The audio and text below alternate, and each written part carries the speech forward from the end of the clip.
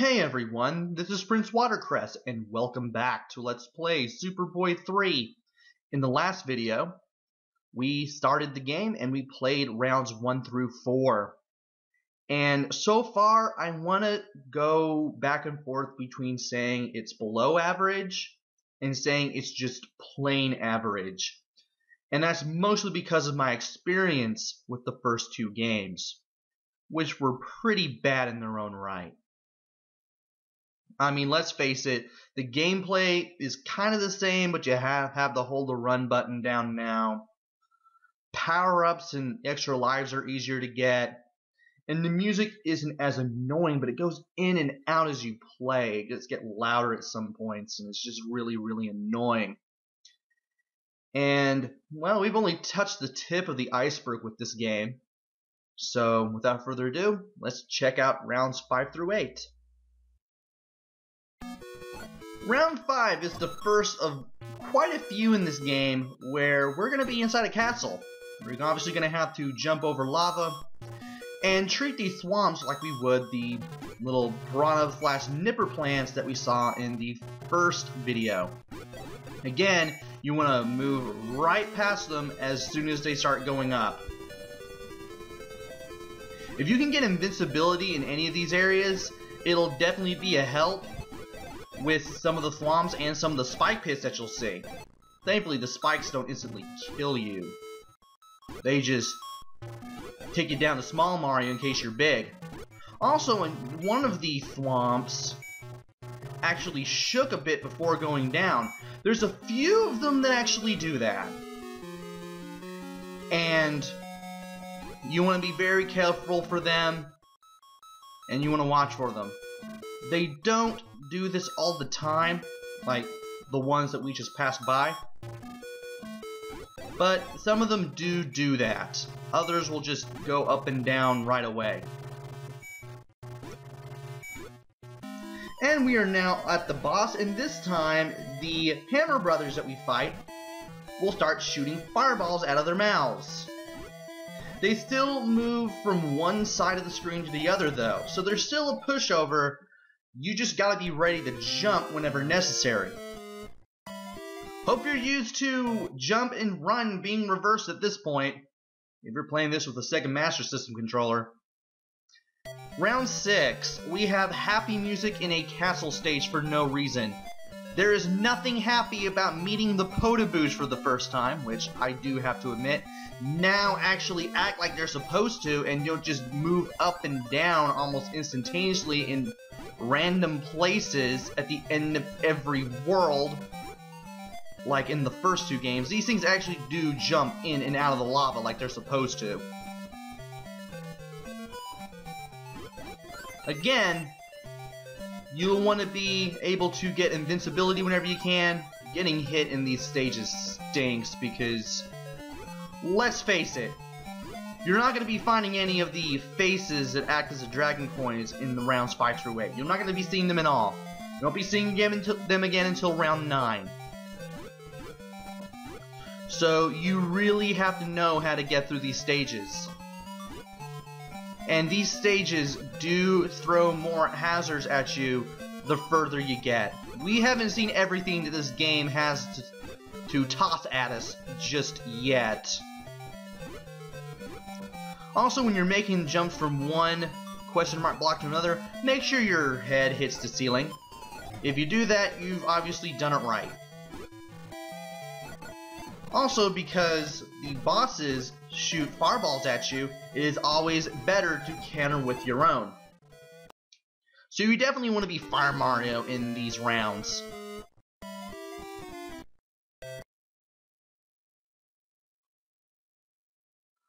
Round 7 is a round that I am not a big fan of. Now, these little spiked columns that sink in and out of the floor, those are easy to deal with as long as you're patient. It's another part near the end that really gets my goat. And you've definitely got to make a running jump in order to get past that lava pit there.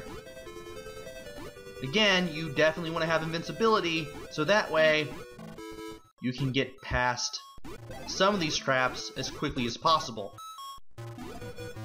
Now, believe it or not, you can land between these two columns that are coming in and out, but I accidentally messed that up.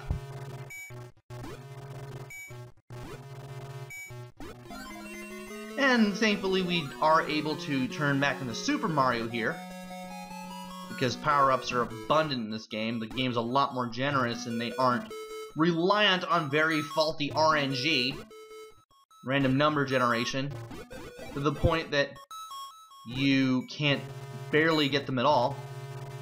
And you have to actually have to go over those blocks in order to continue on there. And this is the part that I dread every time I played this round. You have to keep on running, and while jumping over the spike pits, you actually have to hit the lower left corner of those 3 blocks. You better be ready to move in case you accidentally fall into one of those spike pits. That part is very, very unforgiving. And you have to get past it that way in order to make it to the boss. Thankfully, I'm not that far away from where I died, so I'm able to try this again. And the chances of you pulling this off successfully just feels kind of random. Thankfully, the game doesn't do anything like that ever again. I'm happy it doesn't do that. Yeah, and for some reason I pulled this off on the first try, after I die. Just pull it off flawlessly. And of course I get to jump on this guy 5 times in a row, and on the round 8. Very good thing that's ever happened to me. Decent game in Superboy 3. Yay!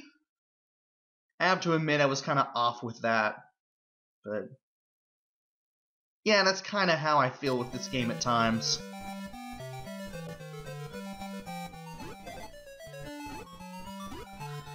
And we are now dealing with a bunch of thwomps. That little half-block gap you can actually run past. You won't drop down there in case you touch it or anything. This game now throws everything that you've been introduced to in rounds 5, 6, and 7 and just throws them into one big thing. Thankfully, we don't have to do some really crazy jumps that involve what we did at the end of round 7. And thankfully, you have more than enough time to get through this, so you can afford to be patient here. And of course, we have some of these logs in the lava. Do not try to do it like this, because you won't make it. You're actually going to have to run above those 5 blocks at the top there if you want to get past it. And you will have to reposition yourself while having to deal with the Podoboo. So there is that. And if you die there, you get sent back to the beginning. You will not have triggered any checkpoints before that point with the logs in the lava. And thankfully you have more than enough time to get to the other side with these jumps after the Podoboos go back down. The game isn't as completely random as the first 2 games were. So we got that working for us. And now it's time to try this again. And this time I actually had to be very careful while doing this. And thankfully I was able to get up there and just make my way to the right there. And there's that shaking there that was going on before the thwomp came down. While that one to our immediate left just goes up and down continuously right away. It doesn't fake you out at first. Doesn't take a lot of memorization. More often than not, you're going to be breezing past all these swamps anyway. That one totally deked me out, and I'm glad I caught that before I went further. That was where I first knew about the whole thwomps in these areas trolling you like that. And now it's time to take on the Hammer Brother for an 8th time. I want to think he's a Fire Brother. now that I think about it, because, well, the Fire Brothers were the only ones that opened their mouth. I never even thought about that until I was just doing the vocals for this. And next up will be round 9, but that will have to wait until the next video. So join me then where I take on rounds 9 through 12. Until then, this is Prince Watercrest. Take care, stay safe, and thanks for watching!